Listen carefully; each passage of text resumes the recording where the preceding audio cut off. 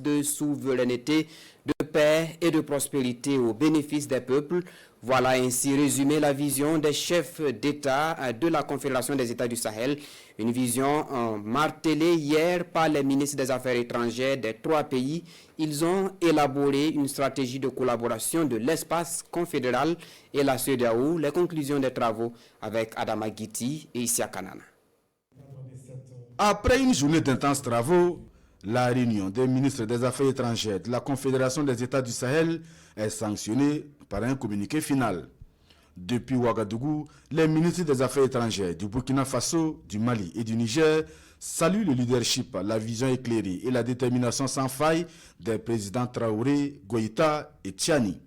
Des chefs d'État résolument engagés et déterminés à faire de la Confédération des États du Sahel un espace de souveraineté, de paix et de prospérité partagée au bénéfice de leur peuple. Ils ont salué l'adhésion massive et spontanée des populations africaines à cette vision, confortant ainsi la portée panafricaniste des actions confédérales. Les ministres ont eu une convergence de vues sur l'approche globale des futures négociations avec la CEDEAO dans l'intérêt supérieur des populations. Au terme de leurs travaux, les ministres ont exprimé leur reconnaissance à son Excellence le capitaine Ibrahim Traoré, président du Faso, chef de l'État, pour son leadership et son engagement aux côtés de ses homologues du Mali et du Niger en vue de restaurer la dignité des populations du Sahel.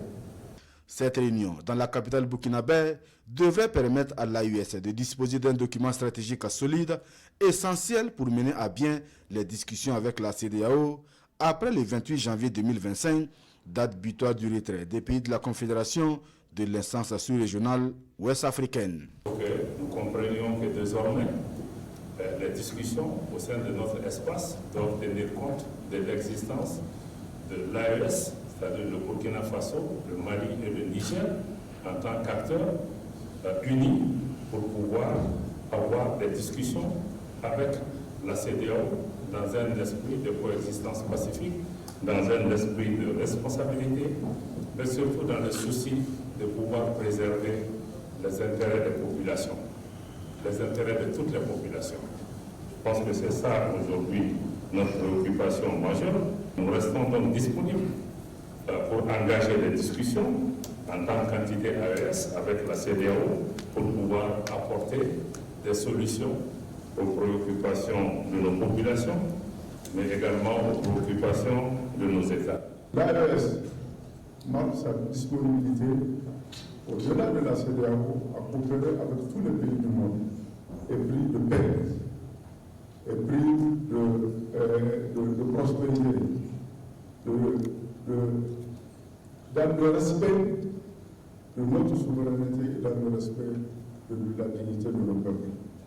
Et j'appelle aussi nos populations et au-delà de la diaspora à participer massivement à la célébration de l'an 1 de notre sortie de la CEDEAO le 28 janvier 2025.